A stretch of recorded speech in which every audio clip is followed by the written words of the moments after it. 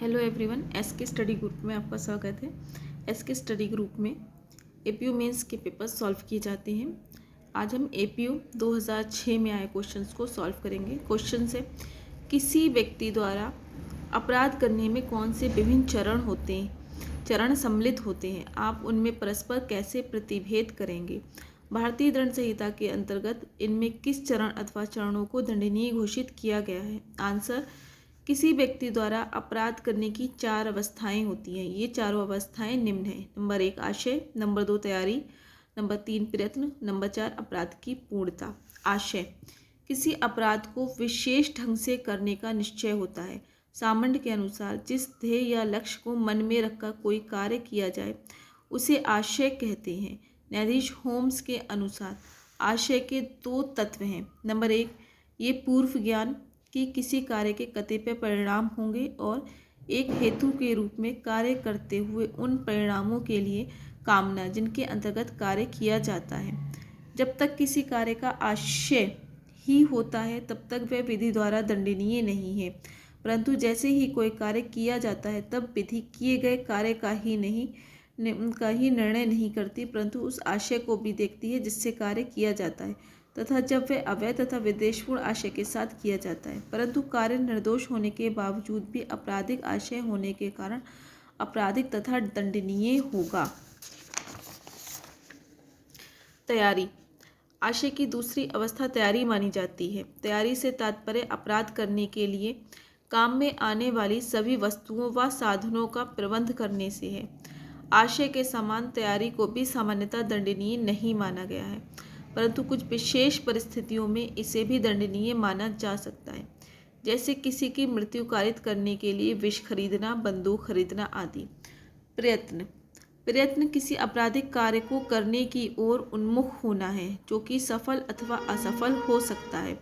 यदि असफलता होती है तो ये कार्य करने वाले व्यक्ति की इच्छा से स्वतंत्र परिस्थितियों के कारण होती है। स्टीफेंस के अनुसार किसी भी अपराध को करने के लिए प्रयत्न का अभिप्राय उस दोषपूर्ण मनोवृत्ति के आधार पर किए गए कृत्य की श्रृंखला से संबंधित है, जिसमें यदि हस्तक्षेप न किया जाए तो वास्तविक अपराध गठित हो जाएगा। अमन कुमार बनाम state of Haryana, AIR 2004, supreme court 1497 के मामले में उच्चतम न्यायालय द्वारा अभिनिर्धारित किया गया कि प्रयत्न से अभिप्राय ऐसे कार्य से है जिसे यदि नहीं रोका जाए तो वह पूर्णता को प्राप्त कर लेगा। अभयानंद मिश्र बनाम state of Bihar, AIR 1951, supreme court के मामले में कहा गया है कि कोई व्यक्ति तब तक प्रयत्न का अपराध करता है जब तक उसका आशय कोई अपराध करने का हो और उस आशय के साथ वह अपराध की ओर उन्मुख होकर कोई कदम उठाए, परंतु अभियुक्त की तरफ से ये सभी आवश्यक कार्य किए जाने के बाद उसके नियंत्रण से बाहर परिस्थितियों के कारण वह आशयित परिणाम तक न पहुंच पाया हो। महाराष्ट्र राज्य बनाम मोहम्मद याकूब, AIR 1980, सुप्रीम कोर्ट के बाद में 3 व्यक्तियों को भारत से बाहर चांदी की तस्करी के प्रयास करने हेतु अभियोजित किया गया।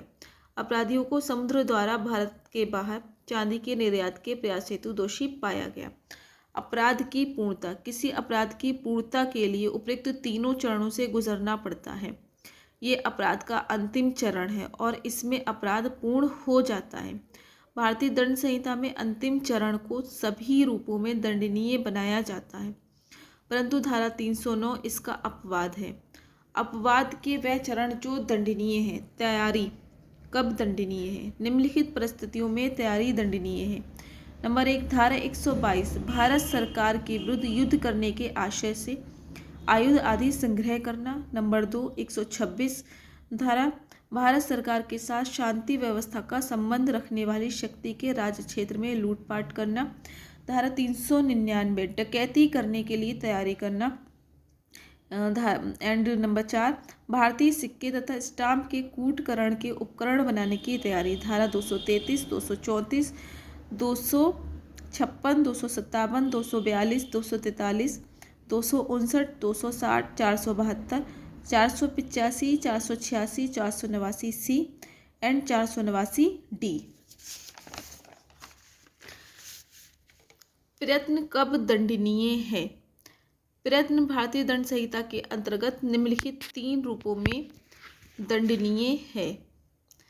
नंबर 1, ऐसा अपराध जिनकी पूर्णता तथा प्रयत्न के लिए समान दंड का प्रावधान किया गया है, जैसे धारा 121, 124, 124A, 125, 130, 131, 152, 153A, 186, 198, 200, 213, 230, 240, 251, 385, 390 और धारा 397। इन धाराओं में उल्लिखित अपराध का किया जाना सामान्य रूप से दंडनीय है। नेक्स्ट, कुछ विशिष्ट अपराधों को करने का प्रयत्न भारतीय दंड संहिता में अलग धाराओं में वर्णित है, जैसे धारा 307, 308, 309, 393। धारा 511 उन अपराधों के प्रयत्नों को दंडनीय बनाती है जहाँ की ऐसे प्रयत्न के दंड के लिए अभिव्यक्त उपबंध इस संहिता द्वारा नहीं किया गया। तैयारी तथा प्रयत्न में अंतर। तैयारी तथा प्रयत्न में मुख्य अंतर ये है कि तैयारी में व्यक्ति द्वारा आशय को अग्रसर करने के लिए साधन जुटाए जाते हैं, जबकि प्रयत्न में व्यक्ति आपराधिक कार्य करने की ओर सीधे अग्रसर होता है। मलकियत सिंह बनाम पंजाब राज्य AIR 1970 सुप्रीम कोर्ट के मामले में उच्चतम न्यायालय के न्यायमूर्तियों द्वारा प्रयत्न तथा तैयारी में निम्नलिखित अंतर किए गए थे। किसी अपराध को करने की तैयारी में किसी अपराध को करने के लिए उपाय या व्यवस्था करना होता है, जबकि प्रयत्न तैयारी के बाद सीधा प्रचलन होता है। यदि एक व्यक्ति माचिस खरीदता है तो वह आग लगाने के प्रयत्न के लिए दंडित नहीं किया जा सकता, यद्यपि कि यह सिद्ध हो जाता है कि उसका माचिस खरीदने के समय किसी झोपड़ी में आग लगाने का आशय था।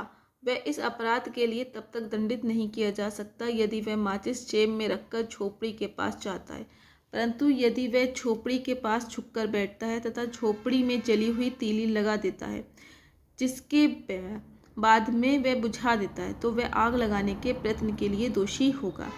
के वेंकटराव बनाम आंध्र प्रदेश राज्य AIR 2004 सुप्रीम कोर्ट 1874 के मामले में उच्चतम न्यायालय द्वारा ये अभिनिर्धारित किया गया कि तैयारी एवं प्रयत्न के बीच अंतर प्रत्येक मामले के तथ्यों एवं उसकी परिस्थितियों पर निर्भर करता है। प्रयत्न शब्द में अपराध कारित करने का आशय निहित रहता है।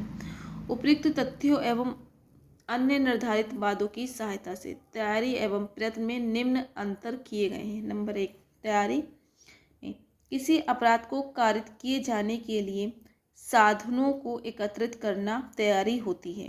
किसी अपराध को कारित करने की चेष्टा करना प्रयत्न माना जाता है। तैयारी का परिणाम अवश्य ही अपराध होना नहीं माना जाता। प्रयत्न अपराध करने की दिशा में निश्चित कदम है।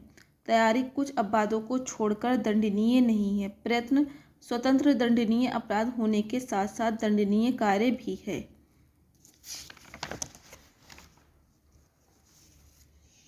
सो गाइस, ये था APO मेंस का 2006 में आया क्वेश्चंस जिसे सॉल्व किया गया है। अगर आपको ये वीडियो अच्छा लगा है तो प्लीज़ इसको लाइक कीजिएगा, शेयर कीजिएगा एंड मेरे चैनल को सब्सक्राइब कीजिएगा। Thank you.